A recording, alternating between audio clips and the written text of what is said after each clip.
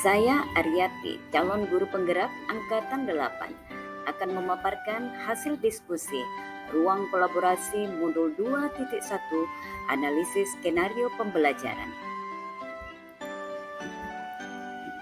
Kami kelompok 3 terdiri dari Ibu Nurjani, saya Aryati, dan Ibu Andi Rahayu. Pada ruang kolaborasi, kami didampingi fasilitator Ibu Manahayati dan pengajar praktik Bapak Abdul Ghafur. Pada ruang kolaborasi, kami memilih skenario pembelajaran situasi 3 tingkatan SMP. Pak Dudidam, seorang guru SMP, ingin mengajarkan murid-muridnya materi tentang iklan. Tujuan pembelajarannya adalah murid-murid dapat menangkap makna secara kontekstual terkait fungsi sosial, struktur teks, dan unsur kebahasaan dari iklan tentang produk dan jasa.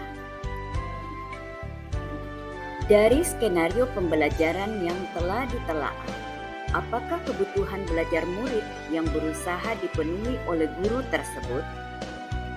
Kebutuhan belajar murid yang berusaha dipenuhi oleh Pak Dudidam adalah kesiapan belajar murid, minat murid, dan profil belajar murid. Bagaimana cara guru tersebut menentukan kebutuhan belajar muridnya? Yang pertama, kesiapan belajar murid. Pak Dudidam memberikan pertanyaan pemandu untuk mengetahui kesiapan murid. Yang kedua, minat murid. Pak Dudidam meminta murid menulis 3 hingga 5 iklan yang menarik bagi mereka. Yang ketiga, profil belajar murid. Pak Dudidam mendorong murid untuk memilih lokasi di kelas yang mendukung cara mereka belajar dengan baik. Strategi pembelajaran berdiferensiasi apa yang digunakan? Diferensiasi konten. Pak Dudidam menetapkan skenario tugas yang berjenjang sesuai dengan pengetahuan dan pemahaman konsep murid-muridnya. Perbedaan skenarionya adalah skenario 1 bersifat lebih konkret dan terstruktur dengan petunjuk langkah demi langkah dan mencakup semua informasi yang diperlukan untuk menyelesaikan tugas. Skenario 2 kurang terstruktur dan lebih terbuka dibandingkan skenario 1. Skenario 3 bersifat konseptual dan terbuka dan membutuhkan riset. Diferensiasi proses. Murid akan diminta untuk membentuk kelompok yang terdiri dari 4-5 orang untuk mendiskusikan kelebihan dan kekurangan berbagai jenis iklan.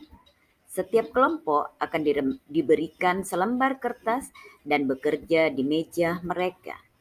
Setiap lembar kertas grafik memilih C-Corp untuk menuliskan kelebihan dan kekurangan untuk jenis iklan tertentu, misalnya radio, TV, internet, cetak, billboard.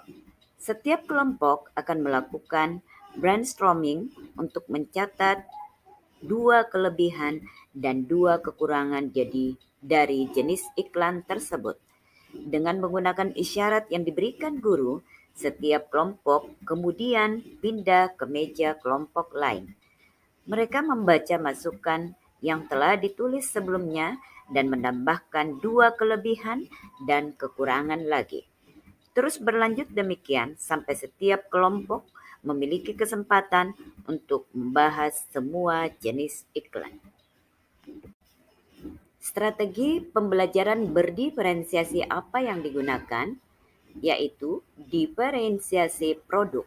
Iklan yang secara efektif dan akan mempromosikan produk atau jasa atau acara sesuai dengan yang dijelaskan dalam skenario yang diberikan. Bagaimana guru tersebut melakukan penilaian? Pak Dudidam melakukan penilaian formatif yang meliputi penilaian diagnostik kognitif dengan memberikan pertanyaan pemandu di awal. Penilaian proses dengan mengobservasi murid selama berdiskusi dan membuat produk. Penilaian produk atau hasil iklan sesuai dengan skenario tugas.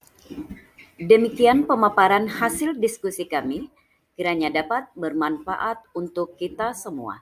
Salam guru penggerak, bergerak, tergerak, dan menggerakkan.